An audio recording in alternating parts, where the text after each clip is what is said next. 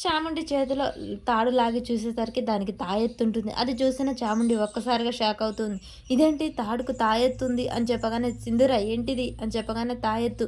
ఏంటి ఏంటి సింధూర అసలేంటి ఏమైంది అని చెప్పేసి చెంచలమ్మ అడుగుతూ ఉంటుంది. చంటి కంగారు పడుతూ ఉంటాడు. ఇక తాయెత్తా ఇదేంటి తాడన్నారు తాయెత్తు అనగానే చక్రం ముందుకొస్తాడు. అమ్మగారు ఇది నేనే ఇచ్చాను. ఇది మీరు గుళ్ళోకి వెళ్లారు కదా! అప్పుడు అమ్మవారి జాతర అప్పుడు అమ్మవారి మీద కళింగ దాడి చేశారు. ఇక శ్వేతన కరిసింది. అప్పుడు అక్కడ నేను ఒక పూజారి గారిని కలిస్తే ఈ మహిమగల తాయెత్తుని ఇచ్చాడు. ఇది అమ్మాయి గారి మెడలో ఉంటే ఎటువంటి ఆపద జరగదు, ప్రమాదం జరగదు అని చెప్తే నేనే తీసుకొచ్చి ఇచ్చాను. అది ఇంకొకరికి చూయించకూడదు అని చెప్పారు. అనగానే కేశవ వీళ్ళందరూ షాక్ అయి చూస్తూ ఉంటారు. మరి చాముండి అడిగినప్పుడే చూపించొచ్చు కదమ్మా అని చెంచలమ్మ అడుగుతుంది. నేనే చెప్పొద్దన్నానమ్మా.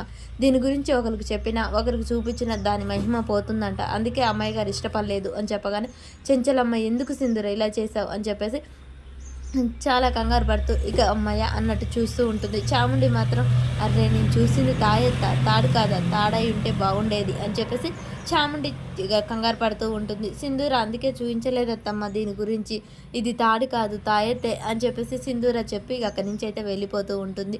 ఇక చంచలమ్మ ఒక్కసారిగా భవతి రేణుక వైపు చూస్తూ ఉంటుంది.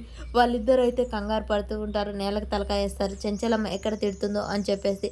ఇక చంచలమ్మ అలా వాళ్ళని చూసి మౌనంగా ఇంట్లోకైతే వెళ్ళిపోతూ ఉంటుంది. సింధూర జరిగింది తలుచుకొని చాలా భయంగా కంగారుగా చూస్తూ ఉంటుంది.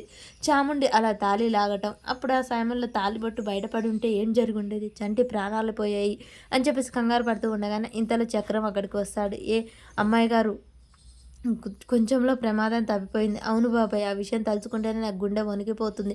నువ్వు కానీ తాయెత్తు వీయకపోతే ఈరోజు చంటి పని అయిపోయేది. ఈ విషయం బయటపడితే ఏం జరిగేదో నాకు తలుచుకుంటేనే భయంగా ఉంది. చాముండి గారు వచ్చి మీ మెడని పరిశీలించడం నేను చూశాను, మీ తాలిబొట్టు చూశాను. అందుకే నేను తొందరలో ఈ తాయెత్తు తీసుకొచ్చి మీ మెడలో వేశాను. లేకుంటే ఈరోజు చాలా ప్రమాదం జరిగిపోయేది. కానీ అమ్మాయి గారు ఇలా ఈ తాలిబొట్టు ఎన్ని రోజులు దాస్తారమ్మా, ఏదో ఒక రోజు బయటపడుతుంది కదా అనగానే ఏమో బాబాయ్ తెలియదు. ఈ విషయం ఎంత వీలైతే అంత మంచిదమ్మా.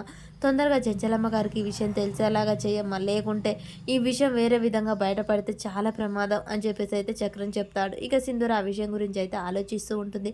మరి చెంచలమ్మకు నిజం చెప్పేస్తుందా సింధూర?